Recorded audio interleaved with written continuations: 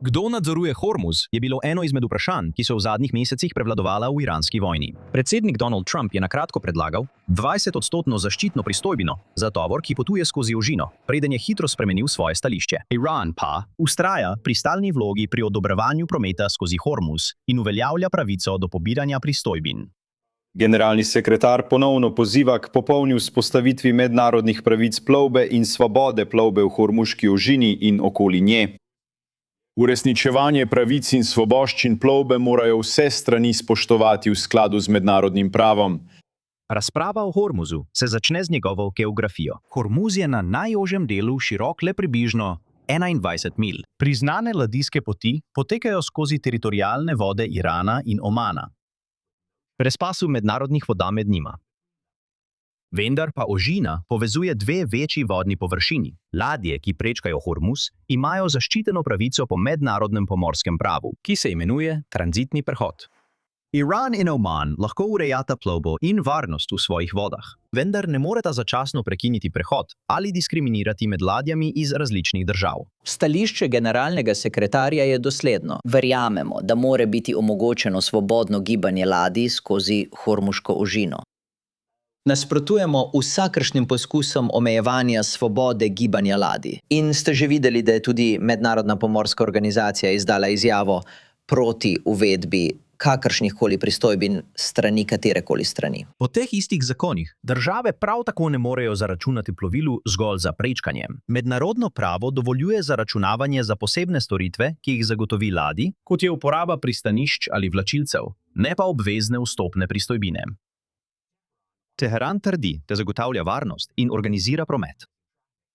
Toda Iran je prav tako grozil in napadal ladje, ki ne sledijo poti, ki ji daje prednost. Povedal je, da bi lahko prijateljske države dobile dostop, medtem ko bi plovila, povezana z iranskimi sovražniki, naletela na omejitve. To ni nevtralno upravljanje prometa. Iran prav tako poskuša vsiliti ta sistem na omanski strani ožine, kjer plovila morda sploh ne potrebujejo storitev iz Teherana. Ožina Malaka kaže, kako lahko obalne države upravljajo pomembno morsko pot, ne da bi jo spremenile v politični vzvod. Malaka prav tako poteka izključno skozi teritorialne vode. Indonezija, Malezija in Singapur si delijo odgovornost za eno najbolj prometnih ladijskih poti na svetu. Upravljajo jo preko skupnega mehanizma, namesto da bi eni državi dovolili izključen nadzor. Obalne države sodelujejo z državami uporabnicami plovnih poti in pomorsko industrijo pri navigacijskih pripomočkih, varnosti in varovanju okolja. Družbe vlade lahko prispevajo denar ali opremo za podporo tem projektom, vendar, kar je najpomembneje, ti prispevki so prostovoljni. Iran očitno želi drugačno različico tega modela. Želi mednarodno priznanje in denar za upravljanje Hormuza, vendar želi tudi moč, da daje prednost prijateljskim ladjam in pritiska na sovražne države. To bi Teheranu dalo koristi mednarodnega sporazuma brez skupnega nadzora ali enakega dostopa, zaradi katerih malaški sistem deluje. Turški preliv prikazuje še en način, kako lahko obalna država pridobi posebna pooblastila. Turčija upravlja Bospor in Dardanele po konvenciji iz Montreuxa iz leta 1936. Sporazum dovoljuje trgovskim ladjam prehod in daje Turčiji nadzor nad vojnimi ladjami. Dovoljuje tudi zaračunavanje pristojbin za določene storitve. Toda pristojnost Turčiji je bila vzpostavljena z mednarodno pogodbo. Konvencija določa pristojbine, pravila v času vojne in omejitve turškega nadzora.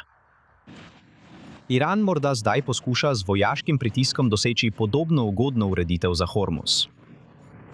Tak dogovor bi lahko Teheranu dal priznano vlogo pri upravljanju prometa in pobiranju določenih pristojbin. Toda za razliko od Montreuxske konvencije bi bil tak dogovor izpogajan pod grožnjo nadaljnjih motenj. Iran bi lahko uporabil pritisk, da si zagotovi pogoje, ki bi okrepili njegov nadzor nad ožino in bili v prid njegovim političnim interesom. In radi bi ogromno investirali v Združene države, namesto da bi zaračunavali pristojbino. In to mi je pravzaprav všeč, ker mislim, da nihče ne bi smel zaračunavati pristojbine za preliv ali katerikoli drug preliv drugje po svetu. Mislim, da nihče ne bi smel biti v takem položaju. Za Gibraltarsko ožino velja bolj običajno pravilo. Njene vode so pod suverenostjo držav ob njenem obrežju. Vendar imajo trgovske ladje še vedno pravico prehoda med Atlantikom in Sredozemljem. Tem ladjam se lahko zaračuna pristojbina, ko vstopijo v pristanišče ali zaprosijo za storitev, ne pa zgolj za prečkanje. Kanali, ki jih je ustvaril človek, kot sta Sueški prekop in Panamski prekop, so drugačni. Njihove pristojbine se plačujejo za uporabo zgrajene infrastrukture. Zato gre za povsem drugačen primer. Trumpov predlog je na kratko namignil, da bi se lahko vojaška zaščita spremenila v obvezno tranzitno pristojbino. Njegova razveljavitev je obnovila tradicionalno ameriško stališče, da morajo mednarodne ožine ostati odprti brez pristojbin. Medtem ko Iran poskuša formalizirati večji nadzor nad Hormuzom, njegova pogajanja za ZDA so razkrila veliko ovirov. Doseči dogovor na papirju je morda lažje, kot ga uresničiti, še posebej, dokler se iranski napadi na ladijski promet nadaljujejo.